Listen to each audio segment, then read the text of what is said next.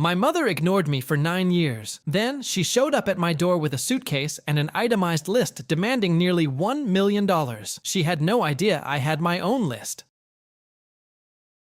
My name is Daniel Reeves. I'm 33, and this is the story of the binder that ended up changing everything. I grew up in a small town in the Midwest, the kind with one church, one barbershop, and a diner where the booths smelled like coffee and bacon, no matter what time you walked in. My dad, Raymond, worked at the lumberyard for over 30 years. My mom, Carol, ran the house and the church committee like they were the same job. My sister Brianna was 4 years younger, loud and confident, homecoming queen, the kid my parents lit up around. I was the quiet one. Good grades, no parties. Love in my house came with conditions, and Brianna usually got the better deal. This illustrates conditional affection. By tying validation to specific behaviors, parents create a narcissistic hierarchy that forces children to compete for basic emotional security.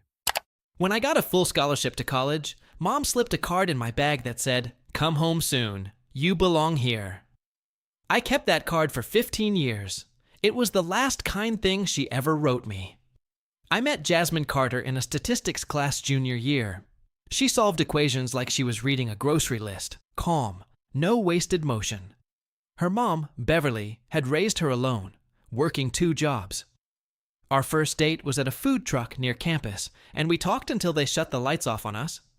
We dated 3 years before I proposed. Jasmine met my parents twice.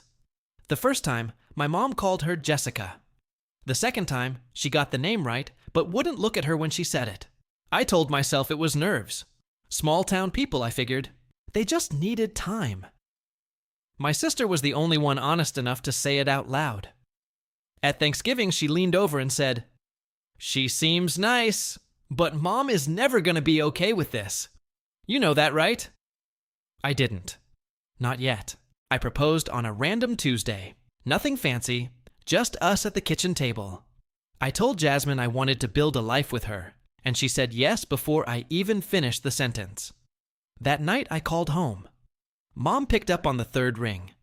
I told her the news, and the line went dead silent. I actually counted. 7 seconds. Then she said, "You need to think about what this is going to do to this family, Daniel." 2 weeks later, a letter showed up. 4 paragraphs on cream stationery, and the last line stuck with me word for word. "If you go through with this, you're choosing her over your family. We will not attend. And if you walk down that aisle, don't expect to walk back through our door. She is not one of us, Daniel. She never will be." I read it twice, folded it, and put it away. Something in me, the same part that keeps receipts and balances a checkbook, said, "Hold on to this." We got married at the county courthouse on a Saturday in June. 12 guests, all friends, almost all on Jasmine's side. Her mom, Beverly, flew in with a homemade pound cake, pinned a flower to Jasmine's dress, held her hands and said, "Welcome to the family, baby." Nobody from my side showed up. No aisle, just a hallway with bad lighting and a judge who mispronounced both our names. That night, I sat on the edge of the bed, staring at a $6 bouquet from the grocery store, and my hands wouldn't stop shaking. Not because I had doubts, because I'd just done the most important thing of my life, and the people who raised me didn't care enough to be in the room for it. A week later, I mailed a card home with our courthouse photo inside. I wrote, "We're happy. I hope you can be happy for us someday." 11 days later, it came back. Stamped in red. Return to sender. I grabbed a folder, slid the card inside, and wrote on the front in red pen, "Item 2. Wedding photo. Returned." That folder was the start of everything that came after. The first year was the hardest. I called 4 times, voicemail every time. I mailed cards for birthdays, for Christmas, and every single one came back with that same red stamp. My dad sent exactly 1 text the whole year. 4 words, "Your mother needs time." No follow-up after that. Brianna posted a family photo online, everybody smiling, captioned, "Sunday dinner with my people." I wasn't in it. I printed the screenshot and filed it next to the rest. By spring, the folder didn't fit in a folder anymore, so I moved everything into an actual binder. Navy blue, 3 rings, red pen labels on every tab. At 2 a.m. sometimes I'd hear her voice in my head. She is not one of us, and I wanted it to stop hurting. It didn't stop.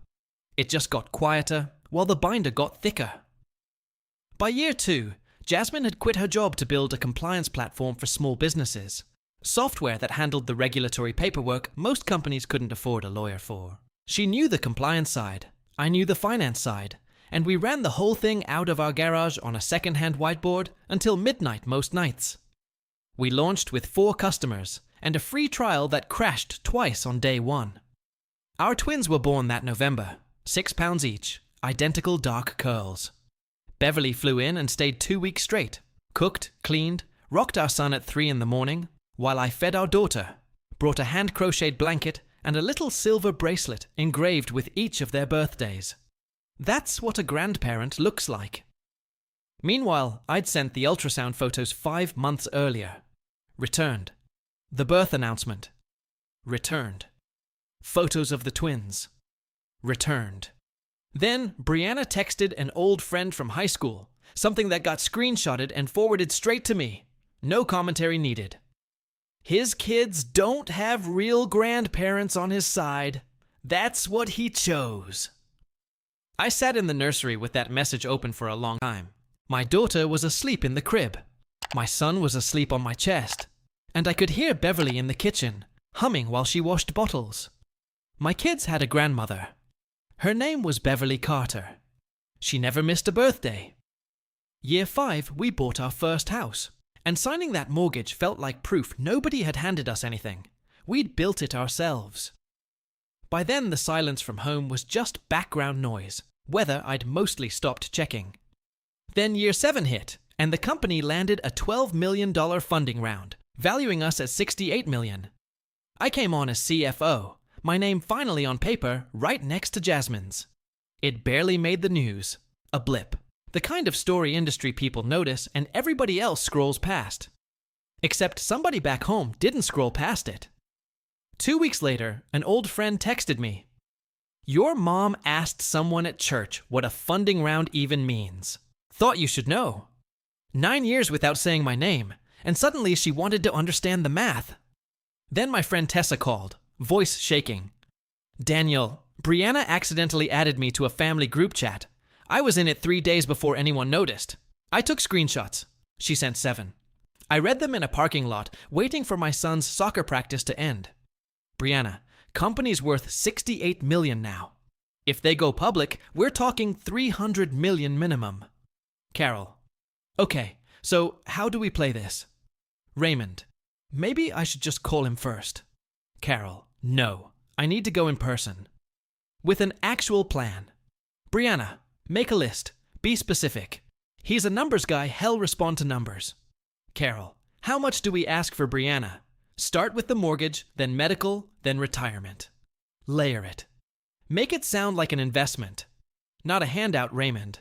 I don't feel right about this, Carol. Raymond, he has more money than this whole town put together. He can afford to help his own family. Raymond never answered after that. Through the windshield, I watched my son chase a soccer ball across the field, and my hands were shaking. Not from sadness this time. From something closer to clarity. 9 years of nothing. And the second the number got big enough, they had a plan ready to go. This is a case of predatory opportunism.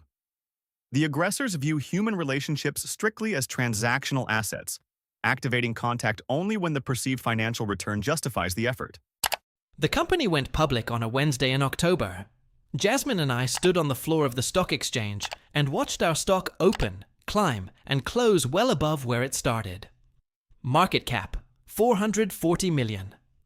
Our stake alone put us at $44 million on paper.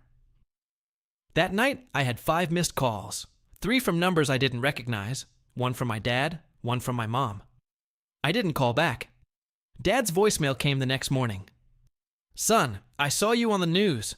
I'm proud of you. I've always been... Then a long pause. Your mother wants to talk. Please call her when you can. I love you. I played it 3 times. I'm proud of you. 4 words I'd waited a decade to hear, and he finally said them the morning after I went public. Not at the wedding. Not when the twins were born. Not after any of the 7 birthday cards I'd mailed and gotten back. After the stock closed. He was proud of me on paper. I saved that voicemail, but didn't put it in the binder. It was too sad for the binder. 2 days later, Mom's text came in. Long, careful, no typos, clearly drafted more than once. Daniel, I know we've lost time.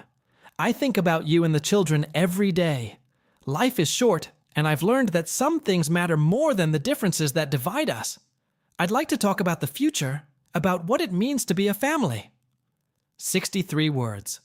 Not one of them was sorry. She showed up on a Tuesday, 10:14 in the morning. I watched the cab pull up from the kitchen window. Beige cardigan, the same beat-up suitcase she's probably had for 20 years. She stood on the sidewalk a good 30 seconds before she finally came up the walk. I opened the door. Daniel. Mom. 4 seconds of nothing. Then, I came to talk about the children's future. Not I missed you. Not I was wrong. The grandchildren she'd never met. I let her in, walked her to the kitchen with the fridge covered in the twins' drawings, and a photo of Beverly holding both of them on the beach, all 3 of them cracking up at something. Mom stared at that photo a beat too long. Something crossed her face I couldn't quite read. Guilt, maybe, or envy. Then she unfolded her paper and read it out loud like she was presenting to a board. Retirement fund, $500,000. College fund for Brianna's son, $200,000. Dad's knee surgery, $45,000. Mortgage payoff, $180,000.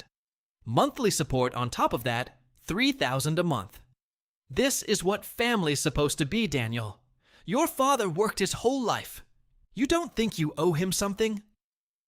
$925,000, itemized like an invoice. Not once did the word sorry show up anywhere in it. I picked up her list, read it, set it back down. Then I walked to my office, pulled the binder out of the bottom drawer, navy blue, 3 rings, heavy with 9 years of paper, and set it down right next to hers. What is this? You brought a list, Mom. So did I. I opened to tab 1 and started reading out loud, flat, no performance, the way I'd read a quarterly report to a board. Birthday card, mailed September, returned 3 weeks later, still sealed. Wedding photo. Christmas card. I laid the envelopes out one by one across the table, a row of red stamps, every door I'd tried to open that she'd slammed shut from the other side. Voicemails nobody returned. The family photo with no son in it. Brianna's text about the kids having no real grandparents. And then the group chat. Brianna's own words, make a list, be specific. He'll respond to numbers. Mom's own words, he has more money than this whole town. Whatever performance she'd walked in with was gone by now. Something harder had taken its place. You had no right to read that. You had no right to send my kids pictures back unopened. Then I pulled one specific item. A card from year 7, the flap creased, resealed with a thin strip of tape. Inside this one was a photo from the twins' fall festival. I wrote on the back, they ask about you sometimes. I tell them you live far away. Somebody opened this, looked at their faces, sealed it back up and sent it anyway. I set it down in front of her. Who opened it, Mom? Nothing. Dad opened it. He wanted to keep it. You made him send it back. Her hands went flat on the table. I was afraid, she said, quiet. Then she stopped herself, swallowed whatever was coming next, and her chin came back up. But you left us, Daniel. That was your choice. This illustrates Darvo. By reframing their own exclusionary actions as the victim's choice, the manipulators attempt to evade accountability for years of intentional emotional abandonment. I put her list on one side of the table and the binder on the other. Your list. $925,000, 5 bullet points, 0 apologies. My list. 29 items, 9 years, and a son you erased because he married somebody you decided wasn't good enough. After everything we did for you, you raised me because that's what parents do. That's not a loan I owe you back. We gave you everything. You gave me a card that said, come home soon. Then you told me never to come back. She didn't have anything left to say to that. You said she wasn't one of us. For 9 years, her mother was the only grandmother my kids had. Right then, the garage door rumbled, and Jasmine walked in, keys in hand, saw my mother, saw the binder, saw me. She set her bag down without a word, sat next to me, and put her hand on my shoulder. That was it. No confrontation, just a woman showing up for her husband. Mom looked at that hand on my shoulder, at the calm sitting between us, and I think she finally understood. I didn't need the Reeves family. I'd already built one. I'm not giving you money, I told her. Not because I can't. Because the second I write that check, you'll convince yourself you were right to disappear for 9 years until it got profitable to come back. I won't let you call this a rough patch. It wasn't a rough patch. It was a choice you kept making, year after year. This is a case of corrective boundary setting. By rejecting the rough patch narrative, the victim refuses the gaslighting attempt to normalize long-term toxic neglect as a mere misunderstanding. I slid her list back across the table. If you want to know your grandchildren, it starts with an apology. Not to me, to them. And it doesn't start today. It starts when you actually mean it. She took the list, picked up her suitcase, and walked to the door. Stopped. Turned around like she might say something. Didn't. The door clicked shut behind her. Not a slam, just a click, the sound of somebody walking away from something she couldn't buy back. 2 weeks later, my dad called. I should have opened that door 9 years ago, he said. Should have picked up the phone. Should have driven out the day the twins were born. His voice cracked halfway through. I'm sorry. Not about the money. I want to know my grandkids. Will you let me try? I sat with that for a while before I answered. I want to believe you, Dad. I'm just not all the way there yet. So we start small. Phone calls. Every couple weeks. No visits yet. Just talking. That's more than I deserve. It's exactly what you deserve. Not more, not less. Brianna texted once. You could have just helped. I never wrote back. Some things answer themselves. My mom never called, never texted again. The silence came back, except this time it was hers, not mine. The binder's still in the bottom drawer. 29 items, 9 years. I never added a 30th. Last week my daughter asked why Grandma Beverly comes to visit so much and Grandpa Raymond only calls. I told her some people show up right away, and some people take longer to figure out how. She thought about that, shrugged, and asked if Grandma Beverly was bringing the blanket again next time. That's the only answer I needed. If you were in Daniel's place, would you have given them a second chance, or is some silence meant to last forever? Share your thoughts in the comments.